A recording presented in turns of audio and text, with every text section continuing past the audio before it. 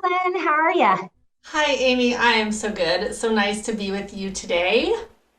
Totally feel the same way. We're just going to chat a little bit about the work that the Child Neurology Foundation and Illumina have been doing throughout the years and just the fabulous partnership that we've created. And you've really been a key part of this. So, to get it started, why don't you just tell us a little bit about who you are and your role and what drew you to this work? Sure. So, I'm the Associate Director of Global Patient Advocacy at Illumina.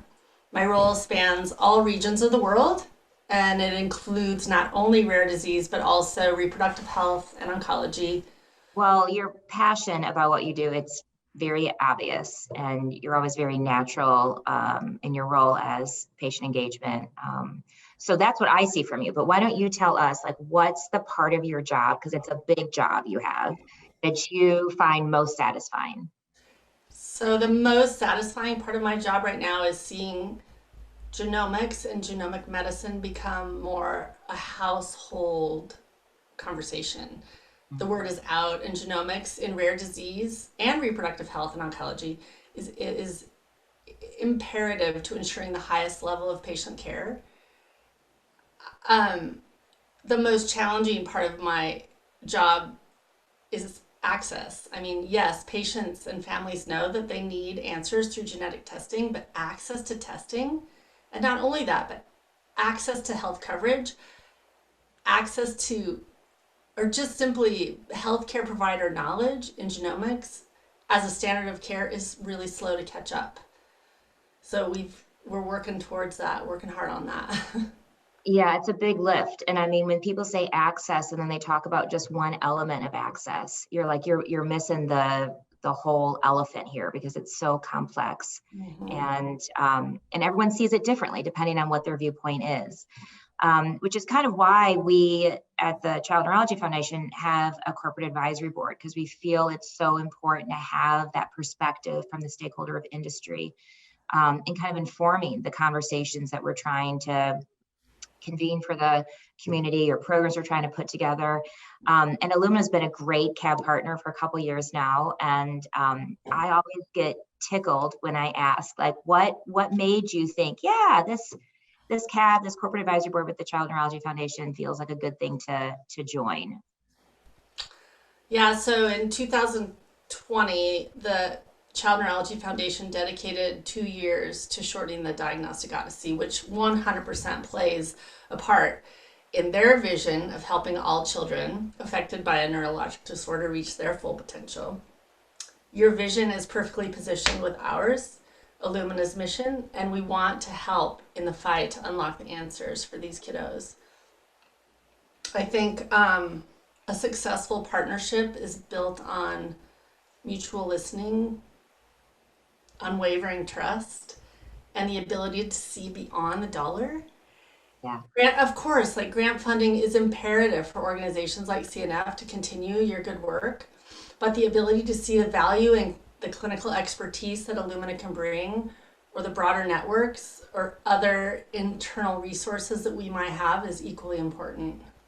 When we sit down with Illumina and we talk in our CAB one-on-ones, our strategic sessions, it's never about dollars.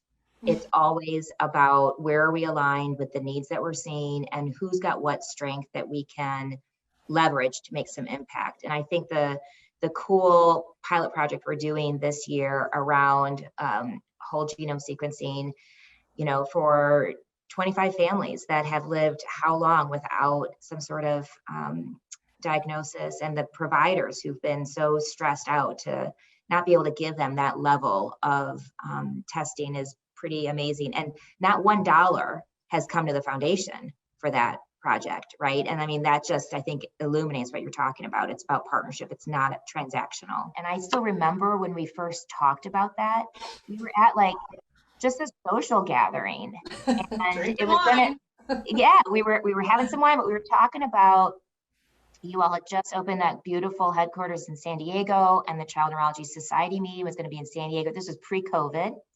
And we were like, whoa, whoa, whoa, what could we do together? Like, because there's Yeah. this, the new normal in child neurology, it's about genomics, right? And how can we bring these stakeholders together?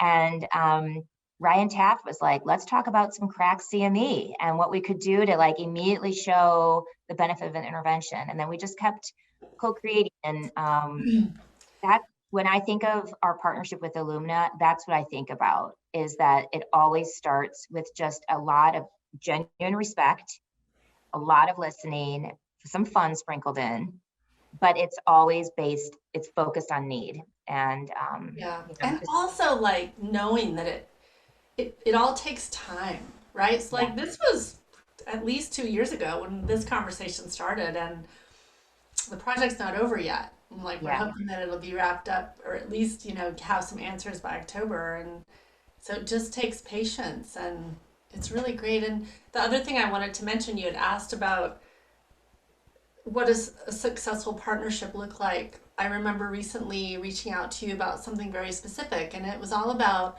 networking and your networks versus our networks, and needing help educating some providers in the Northeast about some things. And you just jumped on it and were so eager to help. And I can't thank you enough, but also, truth be told, it's all in the name of the patient, right? Yeah. All about helping these patients, helping these families find answers. And if we have a network that you can benefit from, or if you have a network that we can benefit from, like that's the point. 1,000%. And I think even more to that, what you just talked about is why you build partnerships with industry and advocates. It's not a one-off. It's not just, a transactional, help me sponsor this one thing, because when you can build a relationship, there's so many wins and opportunities that get illuminated, because you start trusting each other more to say, hey, I've got this thing that we can't figure out. Can you help? You Right. can't do that with someone that you're just doing a cold call to. And yeah, that was a great conversation. And there was no, on my side, when I reached out to my network of physicians to say, can you help us kind of think through this? There was no like, am I talking to, who am I talking to? The boogeyman. It was like, oh no, we know these people. We know that they're in the game for patients, and let's just have a conversation. And it Yeah, was, it's so great. I know those synergies are amazing. And I, I've often struggled with like supporting the gala and the party, and not because I don't like to go to them, and I don't right. think they're great. I think they're amazing, but I think it's really nice when you can support something that is just equally beneficial to both parties and really making a substantial difference. So we just really appreciate the partnership. I just feel like there's great open communication. There have been times when I've crafted an email to you and thought, oh, do I send it to Amy or do I send it to someone else on our team?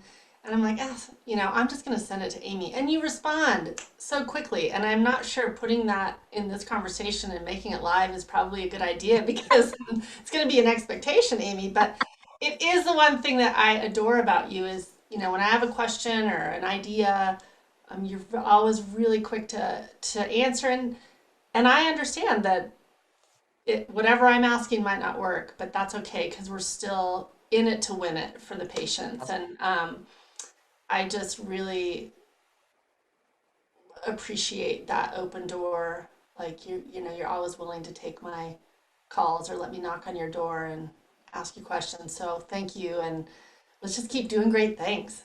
Yeah, no, I'm in it. And I would rather people ask than to not. That's like one of the worst, most annoying feelings I have, when I'm like, I really want to ask this question, but I'm like self-conscious too, or I don't know who to ask it. Then it like gnaws on me. So I think that's why I'm so fanatical about, just hit me with it. What do you got? I'll be honest and say I can't help you. Or I'm like, I usually like know someone, like, let's think about things. So I appreciate how passionate and just authentic you are, and how you've really helped grow our partnership and the good work that we're doing. Well, Thank you ditto. so much. Thank you, Amy. Have a great day. You too.